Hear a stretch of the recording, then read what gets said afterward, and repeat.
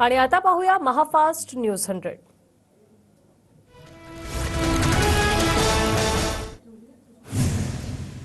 मुख्यमंत्री कोण हे संख्याबळानुसार नाही तर त्यावेळच्या राजकीय परिस्थितीवरून ठरेल। महायुतीच्या मुख्यमंत्री पदाबाबत TV9च्या मुलाखतीत विनोद तावडेंचं वक्तव्य। मला राष्ट्रीय स्तरावर काम करण्यात आनंद, ओनली राष्ट्र नो महाराष्ट्र माझा विचार पक्का, विनोद तावडेंचं TV9च्या मुलाखतीत स्पष्टीकरण। भाजपला 95 ते 110, शिंदे गटाला 40 ते 50 आणि अजितदादा गटाला 25 ते 30 जागा मिळण्याचा अंदाज। यानुसार महायुतीला 165च्या आसपास जागा मिळणार आणि आमचं सरकार येणार, विनोद तावडेंचा TV9च्या मुलाखतीत विश्वास। मराठा समाजाला 1965 नंतर भाजप सरकारनं आरक्षण दिलं, आम्ही आरक्षण टिकवलं, मात्र आमचं सरकार गेल्यानंतर मवियाला आरक्षण टिकवता आलं नाही, तावडेंचा आरोप। तरी देखील जरांगेंचा दोष आम्हाला का, तावडेंचा सवाल। महाराष्ट्रात बटेंगे तो कटेंगेची आख्यायिकेची गरज नाही, केवळ विकासावरच काम केलं पाहिजे असा माझा विश्वास, एका इंग्रजी वृत्तपत्राला दिलेल्या मुलाखतीत पंकजा मुंडेंचं वक्तव्य।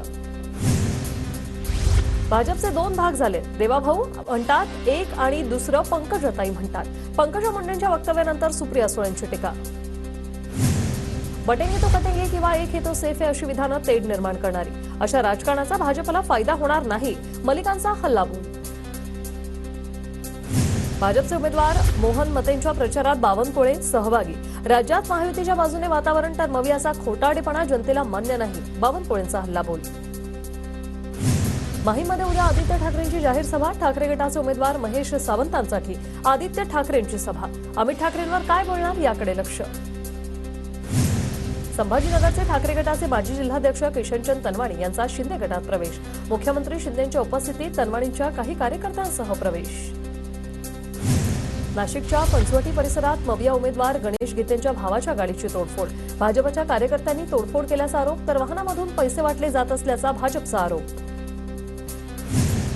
काँग्रेसचे राष्ट्रीय अध्यक्ष मल्लिकार्जुन खरगेंची बॅग तपासली, त्र्यंबकेश्वर येथील हेलिपॅडवर खरगेंची बॅग तपासली।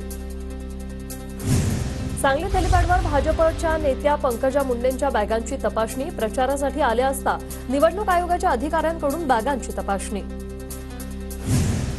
आदित्य ठाकरेंच्या बॅगांची दापोलीत हेलिपॅडवर तपासणी, निवडणूक विभागाच्या अधिकाऱ्यांकडून तपासणी।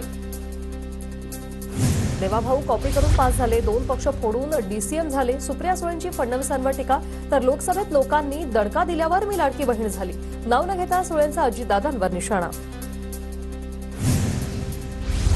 भाजपकडून माझा बूथ सर्वात मजबूत अभियान, विधानसभा निवडणुकीच्या पार्श्वभूमीवर भाजपचं नवं अभियान, मोदी महाराष्ट्रातील 1 लाख बूथ प्रमुखांशी संवाद साधणार। पवार कुटुंबातील कटुता भविष्यात दूर होईल वाटत नाही, पवारांशी बोलणं होत नाही, सुळेंशी 2 वेळा फोनवर संपर्क झाला, एका वृत्तपत्राला दिलेल्या मुलाखतीत अजित पवारांचं वक्तव्य।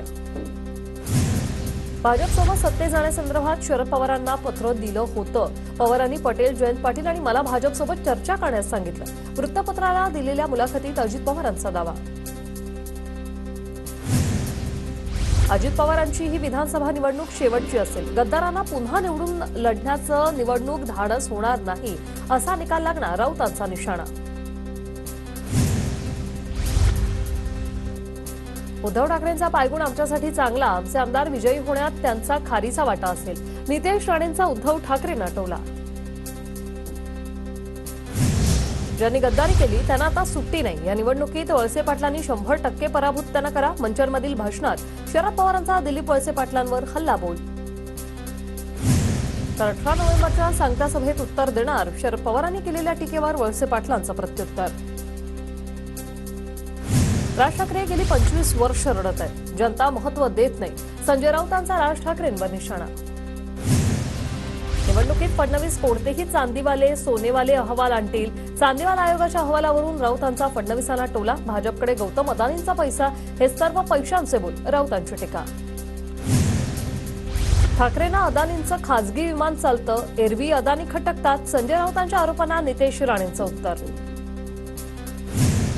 राज ठाकरेंच्या उपस्थितीत उद्या मनसेचा जाहीरनामा प्रसिद्ध होणार, वांद्र्याच्या MIG क्लबमध्ये उद्या सकाळी 10 वाजता जाहीरनामा प्रकाशनाचा कार्यक्रम होणार।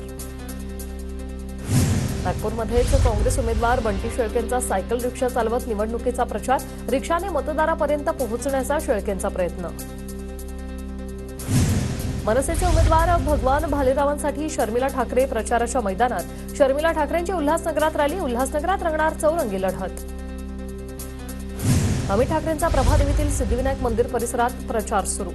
अमित ठाकरेंसोबत मिताली ठाकरेही प्रचारात सहभागी. योगेंद्र पवारांच्या प्रचारासाठी सुप्रिया सुळेंची कन्या रेवती सुळे प्रचाराच्या मैदानात. रेवती सुळेंचा घरोघरी जाऊन योगेंद्र पवारांचा प्रचार.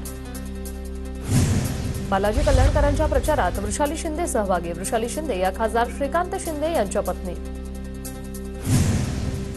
महायुतीचे उमेदवार अतुल बेनकेंची जुन्नर शहरात प्रचार रॅली काढत शक्ती प्रदर्शन. रॅलीत मोठ्या संख्येने कार्यकर्ते सहभागी. आझाद समाज पार्टीचे खासदार चंद्रशेखर आझाद निवडणूक प्रचारार्थ विदर्भाच्या दौऱ्यावर. चंद्रशेखर आझाद यांनी दीक्षाभूमीला भेट दिली. नाशिक मध्यचे भाजप उमेदवार देवयानी फरांदेंचा जोरदार प्रचार सुरू. फरांदेंचा संपूर्ण परिवार प्रचारात सक्रिय. फरांदेंच्या मातोश्रीही प्रचाराच्या मैदानात. 23 तारखेला मवियाचं सरकार येणार ही काळ्या दगडावरची रेघ.